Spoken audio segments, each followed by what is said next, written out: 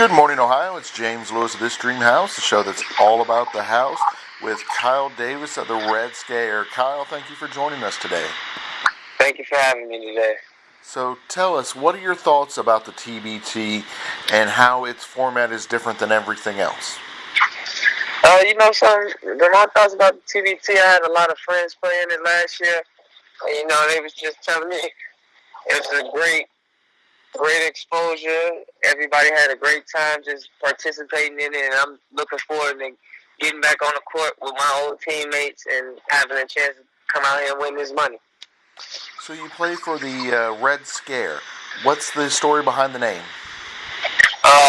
Red Scare, the name actually comes from basically our student section being there at Dayton that's always supportive, that comes out every night and cheers us on to intimidate every team that we used to play in Dayton Arena. Nice. I was going to say, it's funny, I've seen a bunch of games at the Dayton Arena, but I have never seen a Dayton game there, though, because I end up going up to the first four every year to check those out, but unfortunately haven't been able to get out there for an actual Dayton game. So tell us about your coaches. This is my first time ever being with a new coach there for our team. First time ever, so heard a lot of good things about him. And actually, I feel like, me personally, I feel like he's a good coach for the job. With our assistants, with Jeremiah and Joey being on the bench, two great guys that I played alongside with, and I know they're about their business. So tell us a little bit about how Joey constructed the team. Who's on it? What are your strengths? What are your weaknesses? Joey. It wasn't actually Joey who reached out to me. Jeremiah actually a long time ago and was telling me that they was trying to get the team started and wanted to know if I would like to play on it. And I told them anything to get back to the Dayton fans and anything to be able to play with my old teammates. But we got several different years on the team. We got Kevin Dillon, which is by far one of the top point guards I've never played with out of Chicago. Great player, great all-around player. We have Deshaun Pierre, who I played with for a few years, and man, I watched Deshaun destroy a lot of defenders on the offensive end and come down on defense and lock down. We got Demo, which I got to share my Elite Eight run with, who by far in my eyes one of the best shooters that's on our team so far. Great post player, inside out player. If you look at it, we got B. Sanford, another guy that was a part of that Elite Eight run with us that can actually, to me, hands down, the best two-way scorer, best one-on-one player I ever seen. Kendall Pollard, who I actually played with for 4 years, and also used to compete every day in Chicago against, because he went to Simeon. Kendall, a hard-nosed player, loves to play defense, but also offensively strong-minded, willing to get to the basket. Can't nobody stop him once he's getting the full steam to the basket. We have Daryl Davis, who also played with me. I had a few years with him. One of the high-value shooters, I could say. Great scorer. I think out of all us players, our strong point basically to me, is defense. I think we all pride ourselves on playing defense. That's how we played. That's how we were at Dayton, and always been like that.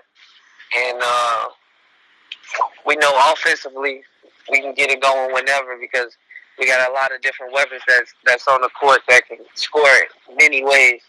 We all played professional for a year or more now, and I know all of us believe in ourselves to score. So, you know, I personally I think our only weakness is not having a solid five to play with us.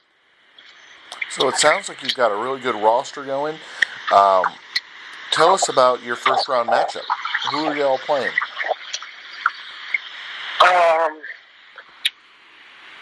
I actually didn't really pay attention to it, but I heard that our first round matchup is a team out of Indiana.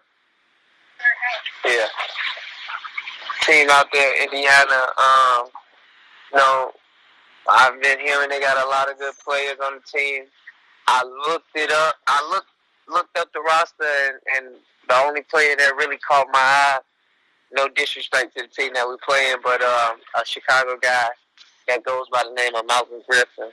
Somebody I looked up to when I was in high school, and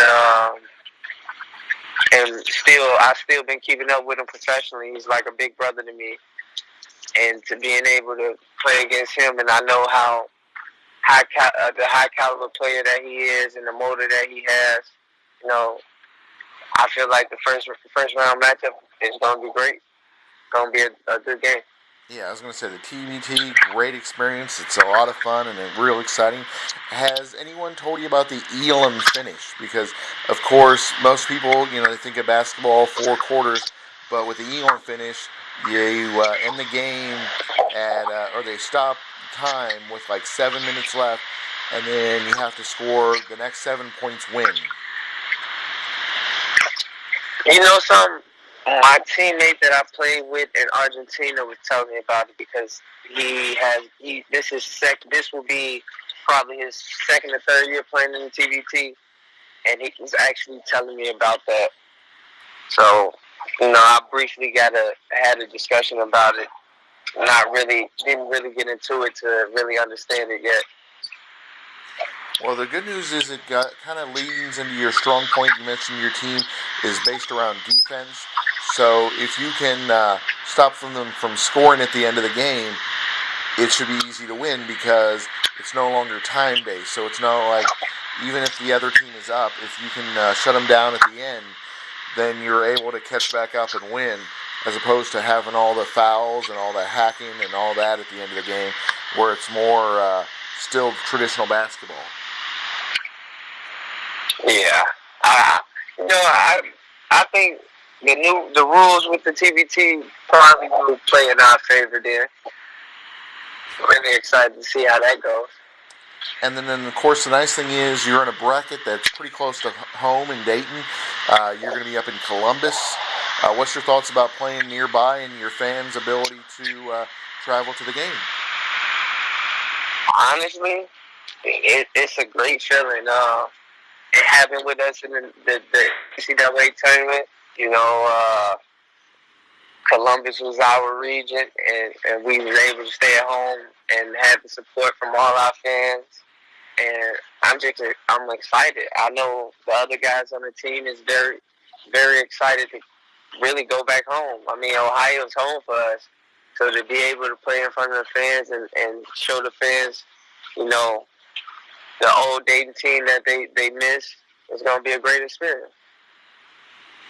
Were there any concerns going into the bracket when they were announcing who made it and who didn't? Or had you found out early on that you all were going to be a part of the tournament?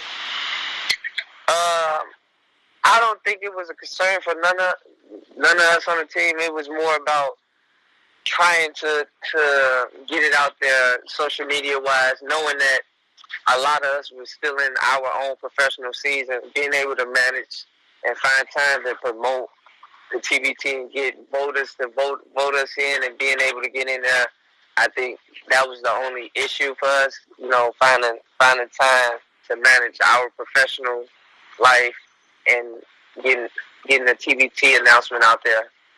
So I don't think we were super worried. We kind of had a feeling how this was going to go for us. Your team has gotten good support. What would you like to tell your fans?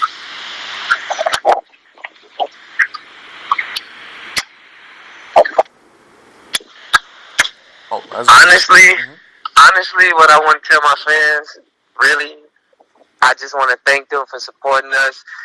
Thank you for supporting us from day one, from us being a Flyer to us going professional to us being able to get the Dayton Flyer, keeping the Dayton Flyer tradition going on.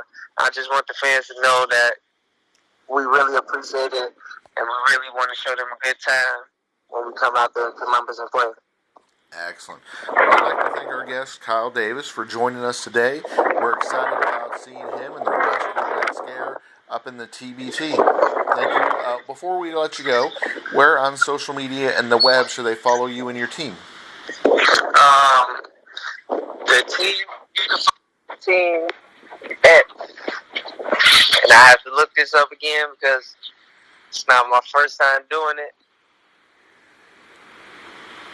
I've been hashtagging a lot of things. So just keeping it up. They can actually follow the TBT team or follow us at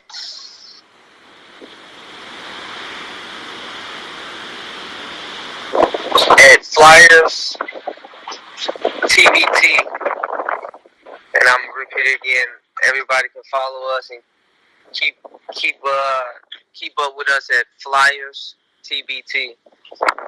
Sounds great. On Twitter, Instagram, and Facebook. Excellent. Sounds great, Kyle. Thank you for joining us today. Thank you.